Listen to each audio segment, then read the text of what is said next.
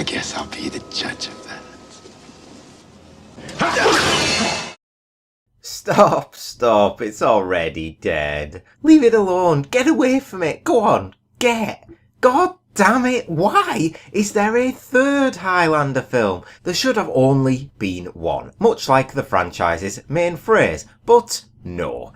These people just cannot let it die, can they?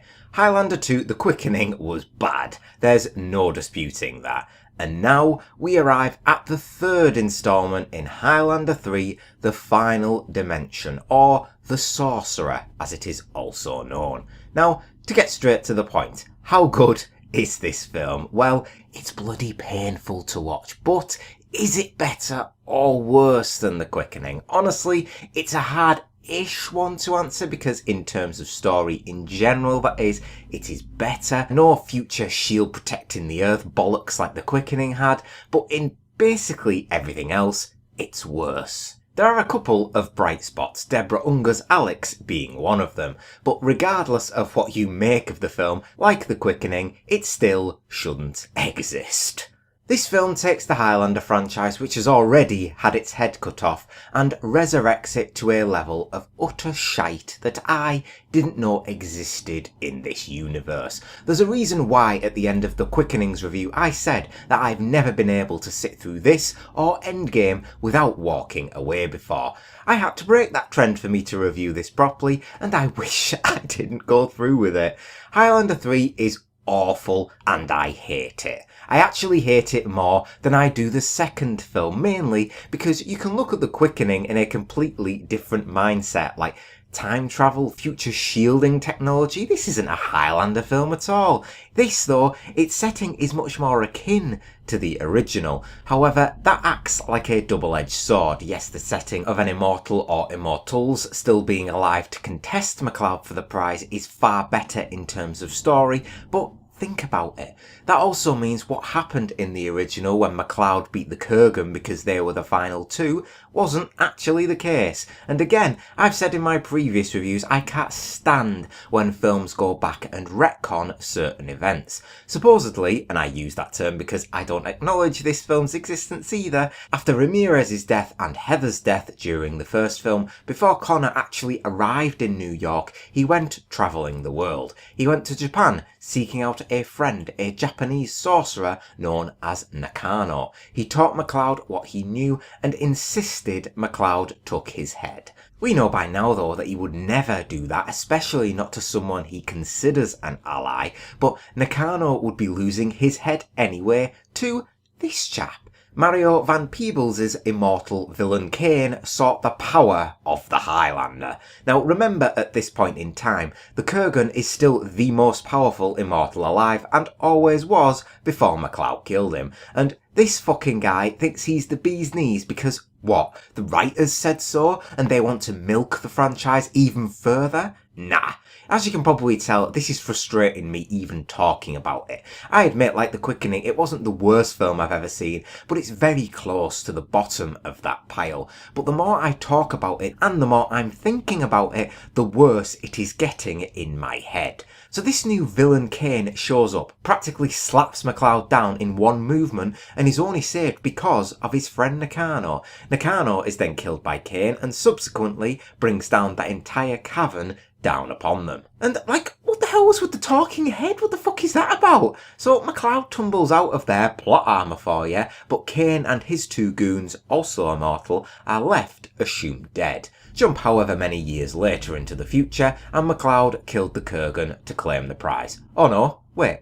No, he didn't, because these three were actually still entombed in that destroyed cavern. Yeah, get fucked, film. Apologies for the anger, but this stuff irks the hell out of me. And also, they killed Brenda too, with that god-awful detective character commenting on it very briefly. I've barely spoken about this film yet. Most of my time has been ranting. I feel I'm quite justified in that, considering what I've just had to sit through, but I'll try and focus a little more from now on. So, Kane is a dreadful villain. I'd wager he's actually worse than Michael Ironside's Katana. He wasn't interesting. He was just as over the top as Katana was, but he was just crap.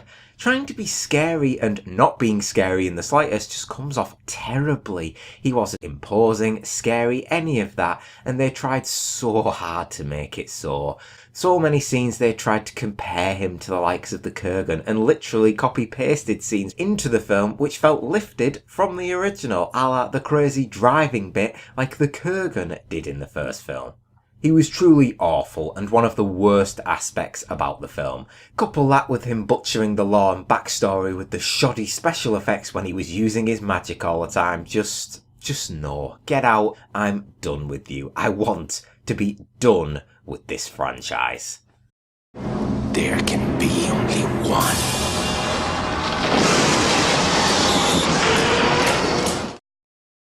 My overall verdict for Highlander 3 The Final Dimension, or Highlander 3 The Sorcerer, whatever name you want it to go by, is a 2 out of 10. It gets worse the more I think on it. Initially I was going to give it a 3, which is what I gave The Quickening, as some bits here were better than they were there, but I just couldn't bring myself to do it. I hate this film to the core for what it is and also for what it tried to retcon from the original. A much more grounded last one standing story is the right way to go, just not how they did it here. It takes away from the classic original story, and when you do shit like this, at least The Quickening was so outlandish and crazy, you could write it off as being a completely different franchise altogether. This though, you can't really do that. I suppose a credit to it is that it disregards the second film entirely and plays it out as if it doesn't exist, but since it's kind of the same road to follow with this one too, it doesn't really matter in the end. I do honestly feel really sorry for Christopher Lambert. I get the feeling he doesn't want to do these films anymore, and he's only here because he's contractually obligated to, but he and his fellow actress Deborah Unger are the only reasons this film is a 2 out of 10 and not worse. 1 point for both of them, let's call it, and their chemistry and relationship was much better developed than in any of the films thus far. I never liked Brenda or... oh Christ, I've wiped my brain of it already, No. Louise. I've never really liked that Brenda or Louise were thrown straight into loving MacLeod. That's where I feel one of the film's only strong point lies with their development together here.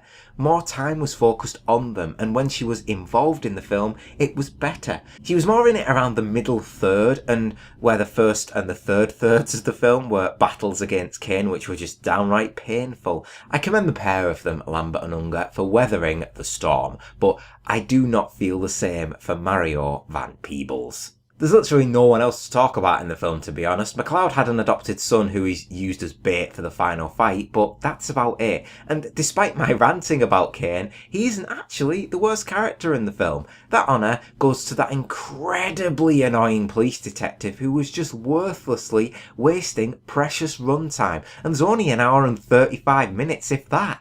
I want to get to the end of this film already, and you, fucker, are delaying me, pal. Take a hike. Now, they played on the nostalgia of returning to Scotland, which did work a bit.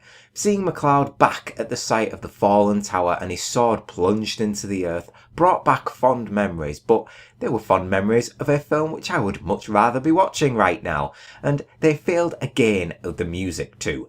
Awful choices were given for tracks, especially during the fighting sections.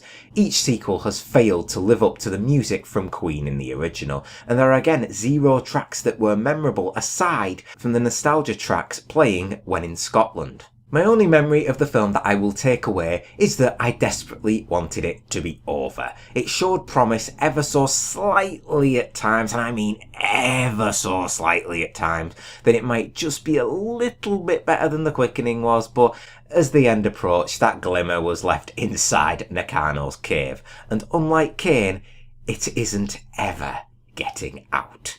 Make it stop. Just please make it stop. I can't do any more. Please don't make me. What? Just one more. One more, you say. Okay, I'll do it, but I'm never watching any of these sequels again, alright? Okay? Got it. Fine. I'll do it. 3 out of 4, and Endgame is the final one. And since it's gone from Clancy Brown to Michael Ironside, and now to Mario Van Peebles, it surely can't get any worse for the villains, can it? Oh wait, it's That guy, isn't it? The actor that I cannot stand in anything, so I guess in terms of villains, we haven't quite hit rock bottom yet. Yet being the key word. Please tell me if I sit through this next one, some parts are at least slightly improved. One can hope. So what do you all think of Highlander 3, the final dimension or sorcerer? I honestly don't care what you call it. If you can find some enjoyment from this, power to you. But for me, this franchise is getting worse and worse, and I'm hoping the worst has passed me by. We shall soon see. Let me know your thoughts and feelings about the film down in the comments. And as always, thank you very much for watching. Please leave a like, comment and subscribe if you enjoyed the review. And I'll see you on the next one. I'll see you in hell. I'll be the judge of that.